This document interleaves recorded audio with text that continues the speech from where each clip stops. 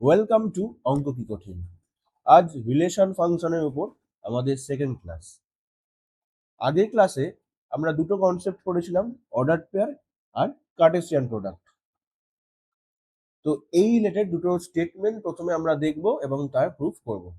তো চলো আজকের ক্লাস শুরু করা যাক। ফার্স্টের স্টেটমেন্ট কি দিয়েছে, যদি এ সাবসেট অফ বি হয় এবং সি যে কোনো সেট হয় তবে দেখাও যে A cross C subset of B cross C. এবার কোনো সেট আরেকটা সেটের যে সাবসেট হবে সেটা প্রমাণ করার জন্য যদি আমরা দেখাই কোনো একটা আরবিটারি এলিমেন্ট এ ক্রস সিতে আছে, সেই এলিমেন্টটাই যদি বি ক্রস সিতেও থাকে, তাহলে A cross C subset of B cross C প্রমাণ হয়ে যাবে। তাহলে প্রথমে আমরা যে রিলেশনটা দিয়ে দিয়েছে অর্থাৎ এ সাবসেট অফ বি, সেটা ইউজ করে দেখি কি লেখা যায়।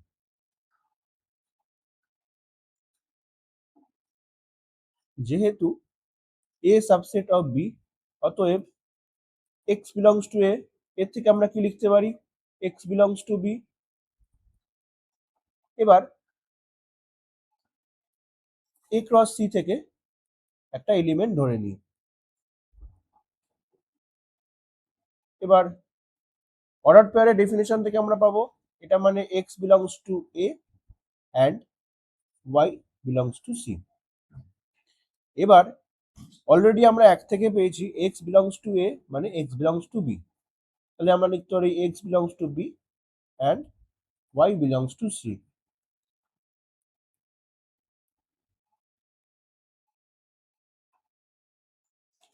তাহলে এর থেকে কি লিখতে পারবো, এক্স ওয়াই অর্ডার পেয়ারটা বি ক্রস সিতে রয়েছে, তাহলে এক্স কমা ওয়াই অর্ডার পেয়ারটা এ ক্রস সি ইমপ্লাইজ, যেটা পেলাম এই অর্ডার পেয়ারটা বি ক্রস সিতেও রয়েছে। এর থেকে আমরা কি বলতে পারবো, A cross C subset of B cross C প্রমাণ হয়ে গেল। চলো পরের স্টেটমেন্টটা দেখে নিই। দিয়েছে যদি এ বি এর সাবসেট হয় এবং সি ডি এর সাবসেট হয়, তাহলে A cross C subset of B cross D. তাহলে আগের মতোই যে রিলেশনগুলো দেওয়া আছে সেগুলো ইউজ করে দেখি কি কি লেখা যেতে পারে।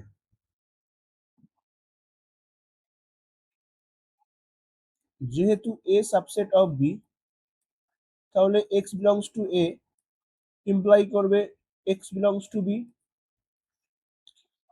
আবার ধরো যেহেতু সি সাবসেট অফ বি দিয়েছে, তাহলে ওয়াই বিলংস টু সি কি ইমপ্লাই করবে, ওয়াই বিলংস টু ডি।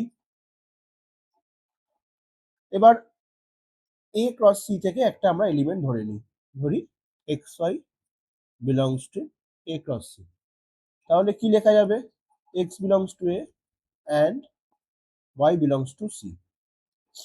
এবার এক আর দুই থেকে দেখো লিখতে পারবো যে x belongs to B and Y belongs to D.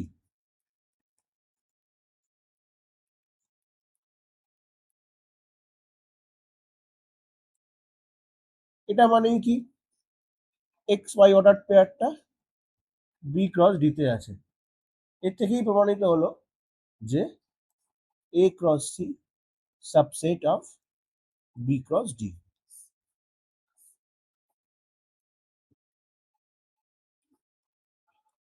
এবার আমরা কিছু রেজাল্টস দেখব। ধরো এ বি সি তিনটে সেট আছে, তাহলে A cross B union C কি হবে, A cross B union A cross C.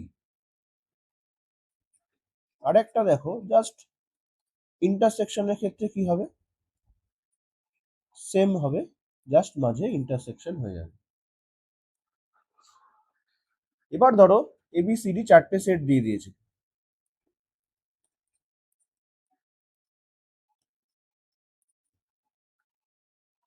সেক্ষেত্রে A cross B intersection C cross D, A intersection C cross B intersection D.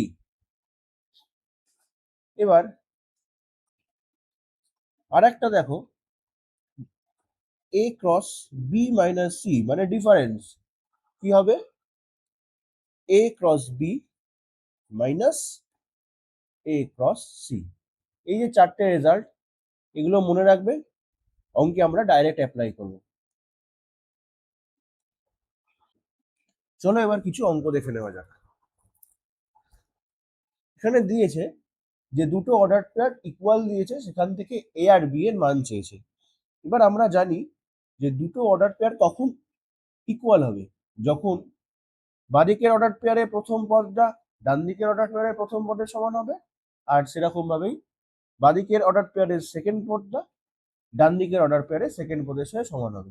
তাহলে সেইরকম ভাবে সমান করে আমরা কি লিখতে পারি, এ প্লাস বি ইকুয়ালস -9 আর 3a minus 2b equal to -2।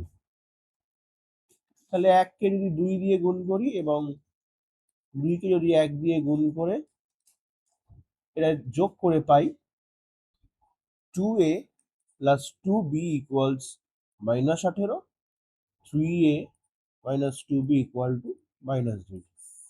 2b 2b কেটে গেল, 5a ইকুয়ালস -20।